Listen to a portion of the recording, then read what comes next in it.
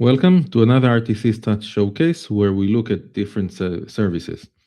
This time we took the LiveKit demo called LiveKit Meet into a spin. We've used 3 participants. Philip Henke joined alone first, recorded for a few seconds, then I joined, and then my trusted dog joined from the laptop. So you've got 3 participants in a single call. Let's see how things went. So first of all, the experience score is quite high, 89%, although we can see that the video score is low. It actually fits the experience that I had throughout this session.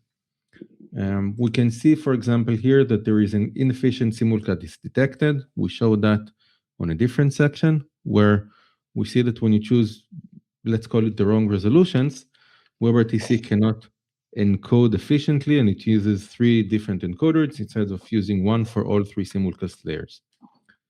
Other than that, the session seems nice, round trip time is low, everything is fine, but the MOS scores for the video are not as good as we hoped them to be.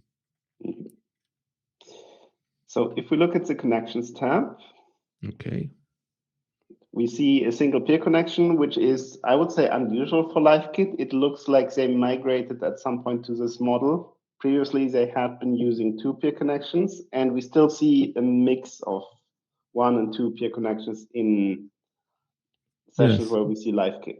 Which is interesting. It's as if they have a cloud service, but 2 versions running in parallel. Some of the customers on one, the others on another. Or it might be just the time at which we record these things, and from now on we'll only see one stream. I don't think. It will be interesting to see. Yes, I think it's going to be a single stream moving forward, which uses the transceivers in a unidirectional fashion. Fairly standard model. Okay. Okay, if you go, we see the typical LiveKit setup with a turn servers. We only see turn TLS, and we see turn TLS with 2 different host names, which doesn't make much sense. One is my local Frankfurt one. The other one is a opaque. Yep. Yes, fairly low round trip times to the servers. And you're using TCP, IPv6. IPv6, which is common for me in Germany these days, which is good. Yeah. Okay. Okay, if we look at the Streams tab, here we can actually see this join setup. So as I said, I was there alone for a while, and you can see that starting here, we see that phase, it starts this video, then turns off the video for all streams, which I'm not sure it's a good idea because it will affect the bandwidth ramp up, and which means when you join, my bandwidth estimate might not be fully ramped up. That was the yellow here. Yes. Basically, I'm stuck on a lower resolution than I could have been using. Okay. I think if you expand that one. You want to go check resolution?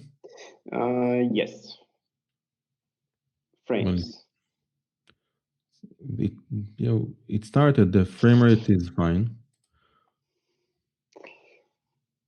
Yes, you can see it starts with 30 frames, then it drops for the period where I'm alone, and then it tries to ramp up again, but the frame rate isn't there, probably because the bandwidth is limited. Okay. Okay.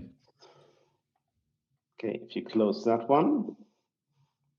Okay, so we see the second participant joining, audio incoming, 4950 kilobits per second is fairly high. We will see later why. Incoming video, I think it's pretty good if you look at that. Let's see the ramp up. It takes time. It takes time to do the ramp up, but that's the connection from you to me. So not the one that is affected. And if you look at the frames, we see it's doing 25 FPS first and then going to 30. Okay. What about the third user? The third user is a bit unusual because you were using 2 devices in the same room, so you have the dog muted, so he doesn't bark. And we see that this joins without audio. So it doesn't negotiate audio from the dog to me, which is you'll need to negotiate audio later, and then it's like audio packets might get lost. I think that's also an issue with my laptop, not only the dog in this case. Interesting. Yep. Yes. So third participant joins, and then we see ramp up.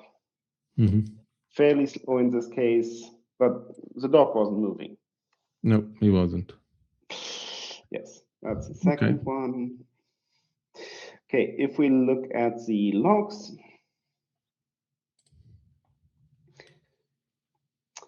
we see STP munching. This one has nothing interesting. Yes, it's moving around stuff. Like, we see here stereo being used. Yep.